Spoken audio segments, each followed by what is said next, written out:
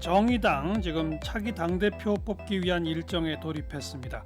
포스트 심상정 누가 될 것인가 관심사인데 포스트 심상정이 아니라 라스트 심상정을 찾아야 한다 이렇게 주장하면서 당대표 경선에 뛰어든 인물이 있습니다.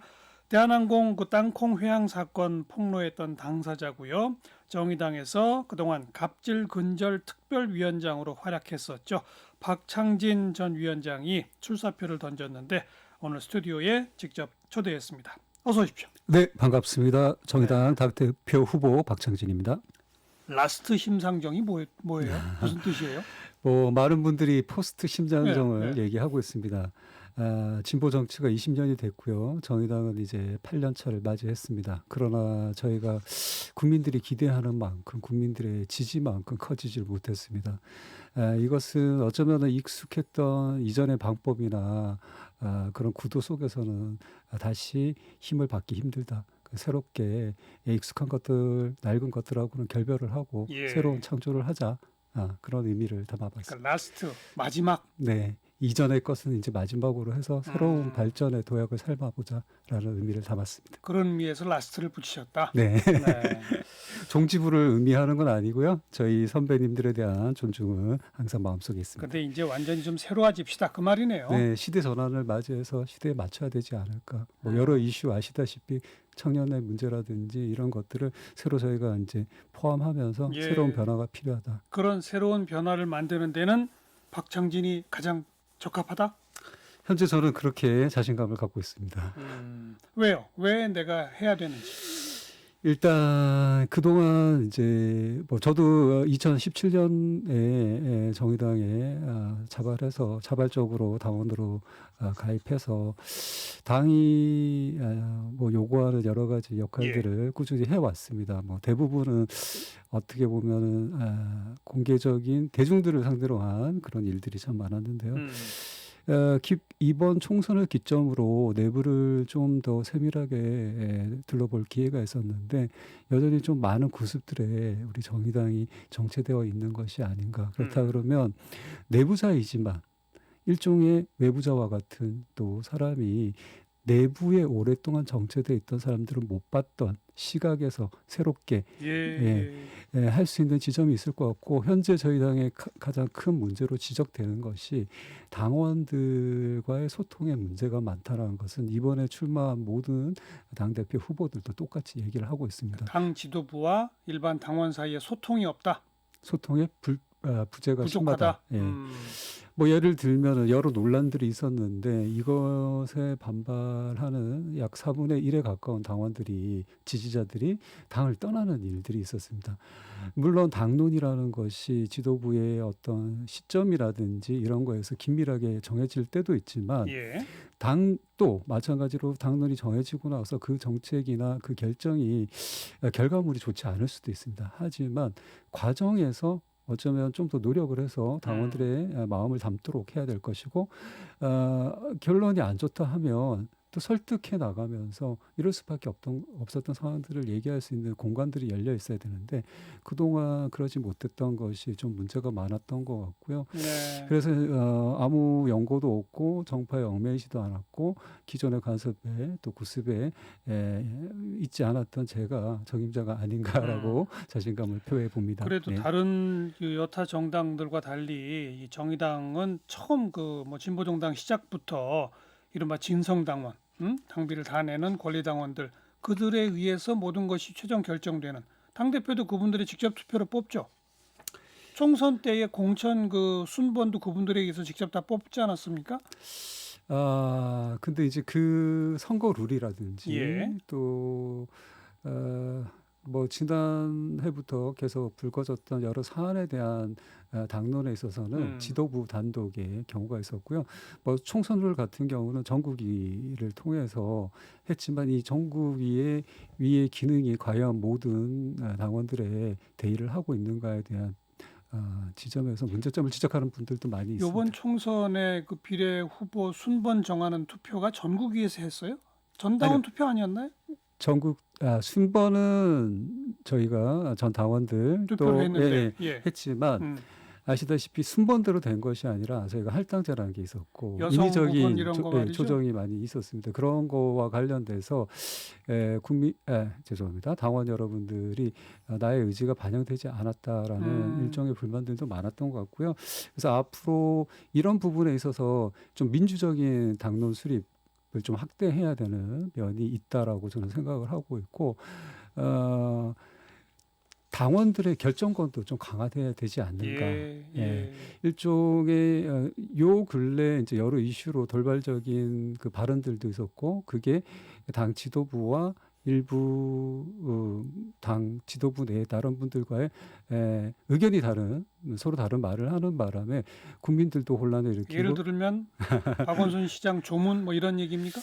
뭐 그런 거 비롯해서 여러 가지가 있는 것 같습니다. 그래서 그런 이제 민감한 사안들에 있어서는 만약에 당원들이 민주적 그 당론을 수립하는데 참가를 했다 그러면 그게 이제 이렇게 정해졌다. 우리 모두의 의견에 의해서 나는 다르지만 했을 때는 같이 책임감을 느끼고 또 거기를 변론이라는 표현은 그렇지만 거기에 대해서 일정 부분 인정하는 부분이 있을 수 있는데 이번 과정들 또 그동안의 과정에서 그런 것이 좀 많이 부족하다 보니까 이번에 그러다 이런 보니 대량 탈당 사태도 나타났다라고 저는 생각하고 있습니다. 네. 네.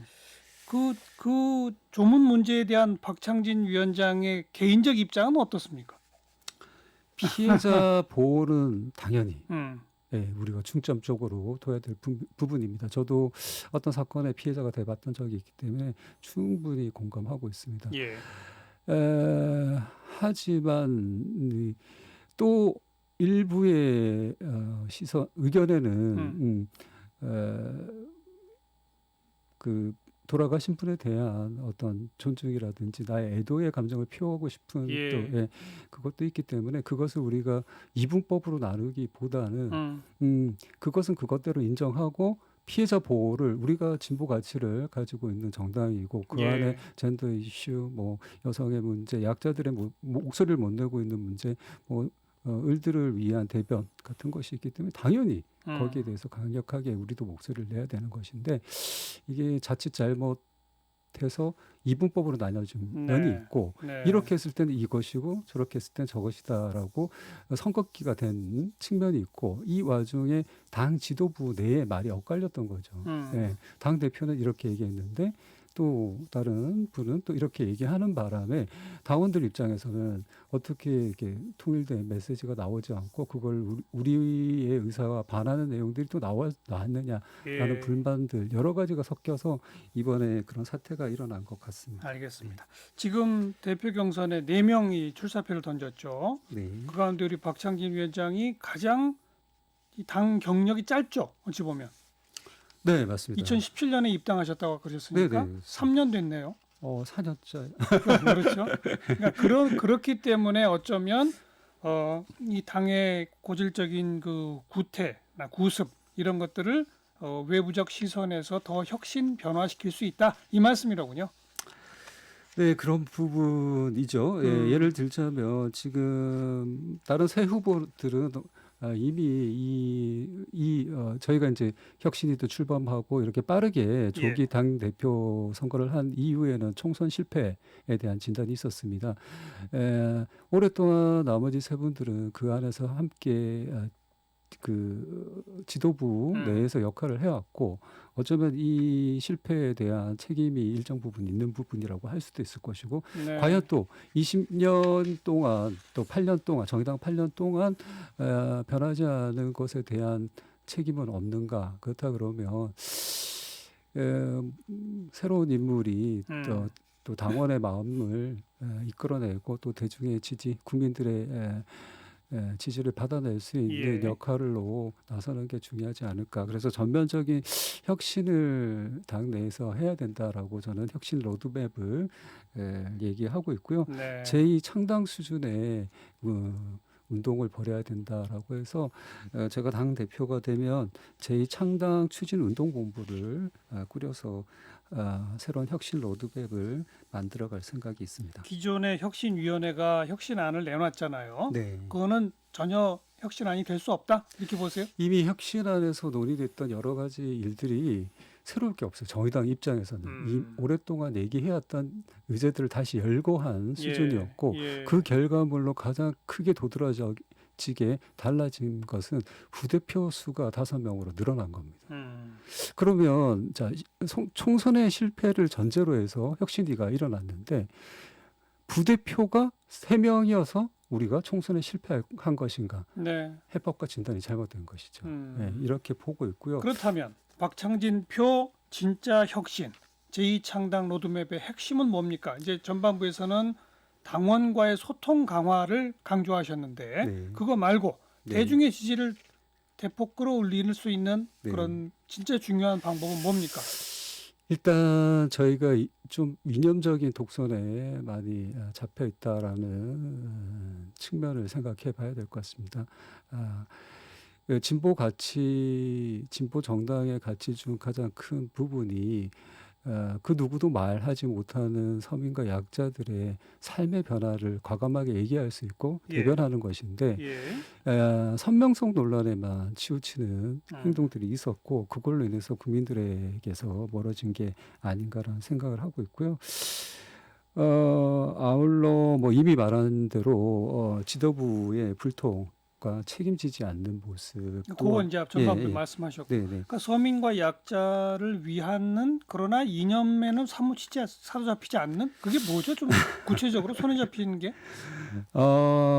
좀 더 민주적인 당론을 수립해서 그 안에서 전면적인 변화를 추구하자. 그래서 현재 저희가 시대 전환이라든지 또 뭐 예를 들자면 시대 전환에 여러 가지 의미가 있겠죠. 기후 위기나 코로나19 이후에 예. 새로운 사회가 나오는 것, 또 4차 산업혁명 등 이런 의제와 관련돼서 전면적인 정책을 재검토하고 대전환하는 방식을 취해야 될 것 같고요. 그 기간이 아마 적어도 한 1년 정도는 걸리지 않을까 생각합니다. 그런 기간들을 통해서 꾸준히 우리 내부에서부터 예. 우리 내부가 그동안 해왔던 것이 뭐가 잘못됐는지 점검할 수 있는 기회를 가지게 된다면 지금까지의 정책 기조를 다 하나하나 뜯어가지고 새로운 사회 변화에 발맞춰서 전부 재정립하자 그 말씀이군요. 전부 바꾸자는 얘기는 아니지만 물론, 새로운 것들이 있으면 새로운 것들을 받아들이고 여태까지 해왔던 방식이 잘못됐으면 새로운 방식으로 전환을 해봐야 된다. 근데 지금까지 해왔던 거는 정의당이 너무 이념에 사로잡혔다 이렇게 보시는 거예요? 모든 것이 그렇지는 않습니다만 아까 말씀드린 것처럼 지도부의 어떤 엇갈리는 의견들이 발생한다든지 당원들이 4분의 1 정도 탈당할 때까지 그 누구도 당원들의 의사를 반영하는 어떤 소통의 창구라든지. 근데 그런 소통의 부족이 이념에 사로잡힌 거랑은 다른 문제 아닌가요? 네, 뭐 그런 면도 있지만 그 이념을 실현해서 저희가 진보적 가치 내에서 정당 활동을 하고 있고 어떤 의제를 정하게 되지 않습니까? 예. 네, 그 과정에서의 좀 더 민주적인 절차를 밟아가자는 것이고 이념의 선명함을 뭐 지금 현재 어떤 부분에 대해서 꼭 제가 집어서 말씀을 드리기는 힘들고요. 차차 이제 이런 부분들을 짚어 나가면서 소통을 만들어 항상 가겠다는 또 정의당 얘기입니다. 하면 논란이 대상이 되는 게 민주당 이중대론이지 않습니까? 그 논점에 대해서는 어떤 생각을 가지고 계세요? 민주당과의 관계는 어떻게 한다고 보세요? 저는 왜 이제 그 민주당과의 관계에서 정의당의 그 역할을 규명하려고 하는지는 좀 의문입니다. 이미 정의당과 민주당은 다른 당입니다. 네. 다르죠. 네. 그런데 그동안 아무튼 뭐 이른바 그 민주당이 집권 여당이기 때문에 네. 집권 여당의 이 각종 개혁 정책에 정의당이 힘을 실어줬다. 그런 의미에서 뭐 이중대 논란이 나온 거잖아요. 앞으로 그런 관계가 어떻게 된다고 보세요? 네. 진보 정치의 진보 정당의 가치 중에 이미 말씀드린 것처럼 국민의 삶을 개선하는데 약자들과 을들을 대변하는 데 있습니다. 그런 가치가 저희와 부합한다면 협력할 수 있겠죠. 예. 또 모자라면 저희가 채우라고 또 충고할 수도 있겠죠. 또 역행한다 그러면 날선 비판도 할 수 있는 것입니다. 네. 그게 진보 가치를 실현해 나가는 방식에서 부합하면 되는 것이지 그게 민주당이니까 무조건 같이 가지 않는다 또 아닌 것이다라고 말씀드리겠습니다. 그럼 최근에 몇 가지 현안 그냥 예를 들어서 전 국민이 2만 원 13세 이상 통신비 지급에 대해서는 어떤 입장이세요? 이미 우리 당론이 존재하기 때문에 당론을 존중하고 있습니다. 예, 당론으로 2만 원에 대한 불용론에 대해서 당대표와 당 지도부가 얘기를 했고요. 네. 그것보다는 지금 코로나19 뭐 잘 아시다시피 재난지원금 문제가 많이 대두되고 있는데 예. 이 문제에 있어서 우리는 좀 보편적인 지급을 해야 된다. 선별보다는 더 나아가서 새로 이제 발생하게 되는 기후 위기 문제라든지 이 코로나19가 이제 어떻게 보면 기후 위기와 연결될 수도 있고 그렇죠. 또 이 이후에 정부가 내세우고 있는 4차 혁명으로 벌어질 이제 노동의 문제, 노동의 예. 변환의 문제들하고도 이어지는데요. 이게 시민들의 생존권과 달려 있거든요. 그래서 뭐 기본 소득이라든지 이런 과감한 정책으로 우리는 좀 더 나가야 되지 않은가 하는 제 개인의 생각은 있습니다. 알겠습니다. 네. 바로 그런 내용들을 당원들과 민주적 소통을 통해 새로운 정책 기조로 하나하나 선보이는 앞으로의 1년이 필요하다. 이 말씀이로군요. 네, 그렇습니다. 오늘 여기까지 말씀드릴게요. 정의당의 전 갑질근정 특별위원장이죠. 박창진 위원장이었습니다. 고맙습니다. 감사합니다.